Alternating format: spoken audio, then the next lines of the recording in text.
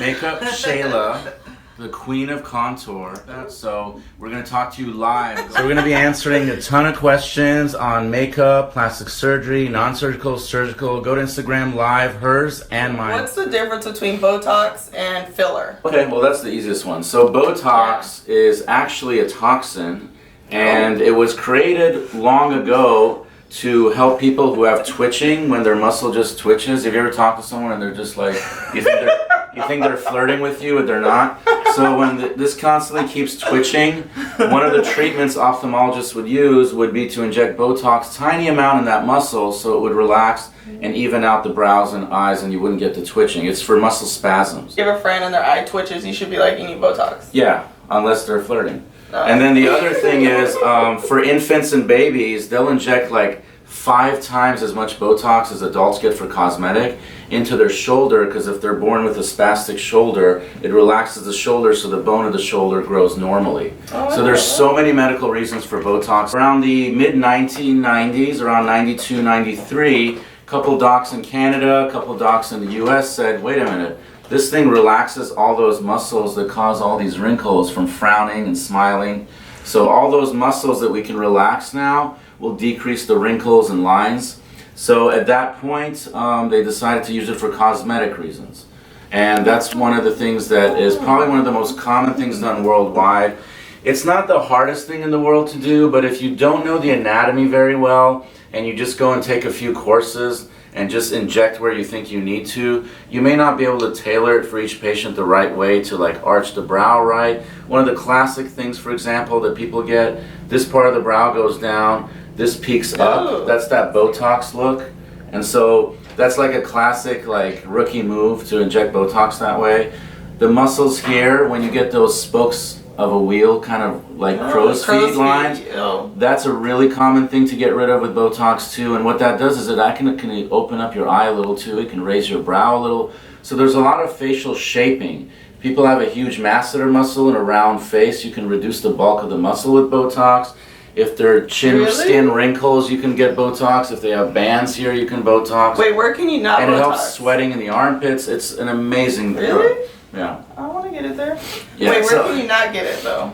I wouldn't inject it in muscles that are truly important for function. Obviously, like you don't want to inject it into your walking muscle and then be limp. You know, it's something that doesn't make sense. So for cosmetic, really, you do the fine, small muscles, and you're not paralyzing the entire muscle. You're just relaxing it, so it kind of thins out and doesn't work as much. Filler is exactly what it sounds like. It's to fill dents and wrinkles and lines and cracks. Like something like this on me would benefit from filler. If I filled this, you would just see this go in a little, and I would look a little bit younger. See this little fold I have? The nasolabial fold. Come a little bit closer.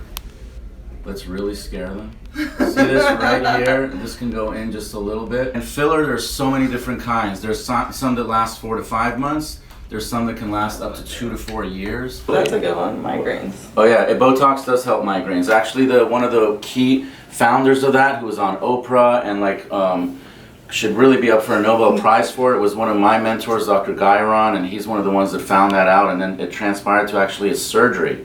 So if Botox helps your migraines, you're a candidate for surgical release of the nerves that are being pinched, and so you might get permanent migraine solutions with an endoscopic surgery. But Botox is what decides if you need it or not. So here's the deal with filler and all this non-surgical stuff. Unfortunately right now, you know, obviously this is all big money. A lot of people over-promise and under-deliver. And they over-exaggerate and over-promise on social media, making things look like they're just magical. Unfortunately, some of it's Photoshop, some of it's camera tricks. You gotta be really careful. That's why I like to do a lot of video. And that's why video is so powerful right now, because unless you're paying lots of money for CGI, it's kind of hard to fake a video. You could put filters and stuff on it, but you're not going to be able to change the complete shape of a nose, lips, breasts. You're not going to be able to make breasts bigger on video, you know. So I like video a lot because it kind of gets rid of the haters and gets rid of the fakeness that's out there. So be careful, because a lot of people who don't do surgery overpromise that fillers and Botox and lasers and all this stuff can do what surgery can do. And most of the time the answer is no. You can't go and make breasts big with filler. You can't go and make a butt amazing and shape a body with filler. Filler can superficially fix maybe a little bit of cellulite, some dents, some cracks in the body, some signs of aging, some flat areas, you're not going to be able to get this whole BBL result from filler. And you're not going to be able to get a facelift from filler, although you can make the face look a lot younger, but you're not going to be able to reposition the muscles and ligaments from filler.